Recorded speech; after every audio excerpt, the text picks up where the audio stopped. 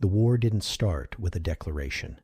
It started with a scream, ripped raw through open comms during a salvage op on the outer rim of the Kuiper Belt, a Martian freighter called the Saint. Raza went dark mid-scan. No emergency beacon, no escape pods launched, just dead silence. 3 hours later, the Saint Raza was found tumbling, its hull cored open like a rotten fruit. The crew inside, what was left of them, weren't killed. They were harvested. They called it an anomaly. 3 weeks later, anomalies were everywhere. The first contact with the Eltari wasn't made on the ground or in diplomacy. It was in the cold dark, with plasma fire and boarding drills. They didn't come to negotiate. They came to consume our mining rigs, our terraforming stations, our moons, and us. The United Earth colonies mobilized the orbital combat fleet within days. I was drafted out of the Martian phalanx and fast-tracked into the 119th Naval Shock Division, Black Ice.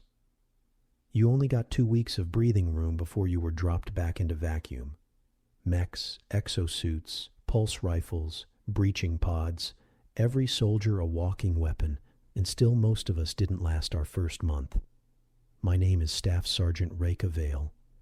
I'm 28. I've died 6 times in Sim. This time is going to be real, and it's going to get ugly. We were orbiting the shattered dwarf planet Eris, which the Eltari had carved up like a surgical cadaver. Ice-rich, high in exotic isotopes, the kind of resource that could keep fusion drives humming for decades. The Apostle was our carrier, an old Ark-class retrofitted for war. It floated like a cathedral of iron and scar tissue. Its corridors stank of oil, ozone, and recycled sweat.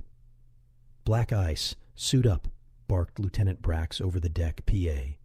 "Target, Eltari derelict, grid Epsilon 7. No signals, no movement, no survivors. You go in, you clear it, you come back. Try not to get eaten." Everyone laughed like it was a joke. It wasn't. We loaded into our drop pods, steel coffins that fired like bullets into enemy hulls. My HUD synced. Pulse rifle came online. Biosensors green. Across from me, Private Asau was white-knuckled and muttering a prayer. "Do Eltari even bleed?" he asked no one in particular. "If they do," I said, "they bleed in vacuum." The pods fired. I felt my ribs compress. Gravity ripped my guts down through my boots. Then nothing but the scream of re-entry and the bright red target lock on a mile-long alien hulk floating just beyond Eris's ghost light. The Eltari ship was alive, not metaphorically. The walls pulsed like muscle tissue, slick with translucent mucus. Biomechanical ribs formed the corridors. Heat signatures were nil. Motion sensors pinged once, then twice, then went dead. "Keep it tight," I ordered, forming a wedge down the umbilical shaft. "Watch your angles." The Eltari didn't build like humans. There were no flat surfaces, no right angles, just pulsating tunnels and fibrous doors that closed like sphincters. The interior stank of ammonia and copper, like blood, or birth. "Movement," Asau hissed. We swung rifles as the wall moved, something inside it squirming. "Don't fire until it's out of the wall." It never came out. We reached what looked like a control chamber, if you could call a dome of glowing nerve clusters a cockpit. Slumped in the center was a thing once human, its face stretched like taffy, bones fused into the floor. "Extraction?" Brax asked over comms. "Negative. This ship's digesting them," I replied. Then the floor opened beneath us. I hit the subdeck hard, rolling off a sinewy ramp into an abyss of blackness. My squad landed around me, disoriented. Lights flickered on, weak beams cutting through thick organic fog. They came from the walls, tall, reverse-jointed limbs, translucent skin over corded muscle. multi-eyed heads that shimmered in and out of the visible spectrum. Eltari weren't bugs. They weren't animals. They were engineered, perfect weapons bred for consumption and replication. A sow screamed as one leapt from above, claws slicing through his exosuit like tinfoil. His body jerked, then folded in half as he was pulled into the darkness. "Contact!" I shouted. "Form circle! Burn 'em!" We unloaded plasma, incinerating 3 before they reached us. But they learned. One dove through the flames, tearing into Private Luno's shoulder, hissing like boiling flesh. I grabbed Luno's frag and shoved it into the Eltari's open chest mouth. "Smile, freak." Boom. We fought tooth and nail, down to knife blades and broken visors. By the time we cleared the chamber, only 5 of us were left. Me, Diaz, Harper, Cora, and Ven. We found a data cluster, organic but partially interfaced. Harper jacked in, ignoring the risk of neural contamination. "What are you seeing?" I asked. He started twitching. They're not invaders. They're harvesters. They come in waves, like locusts, planet to planet. They don't just kill, they incorporate. Memories, technology, biology. They don't want our resources. They want us. Cut the feed. I can't. They see me. Blood ran from Harper's nose, then eyes, then ears. His skull split like wet fruit, and the console absorbed him, tendrils wrapping him like a gift. "We're leaving," I said. But the ship wasn't done with us.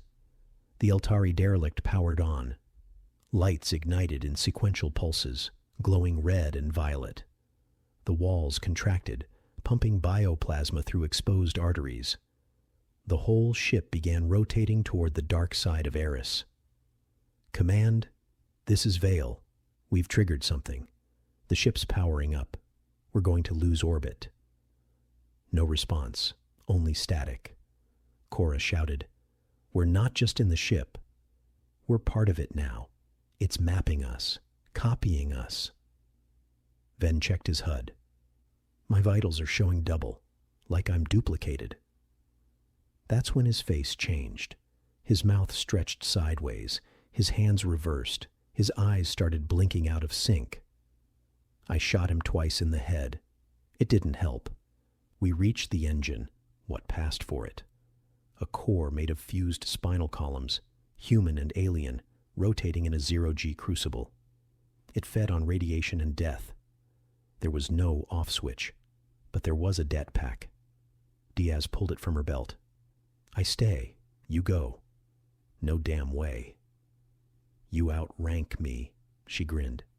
"That means you're supposed to make it out." I left her there, her face lit by the pulsing red of the living ship's heart.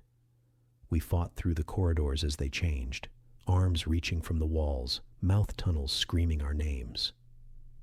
Cora vanished in the mist. Harper's voice echoed from inside the ship, whispering code. I reached the breach point alone. The extraction pod was half melted. The DT pack went off. I drifted for 6 hours before the Apostles' long-range recon picked up my signal. They found me half frozen, bleeding, and screaming. The Eltari derelict had exploded, mostly. Fragments survived, floating in orbit, still alive, still twitching. The war wasn't over, not by a long shot. They were still coming. And now, they knew our names.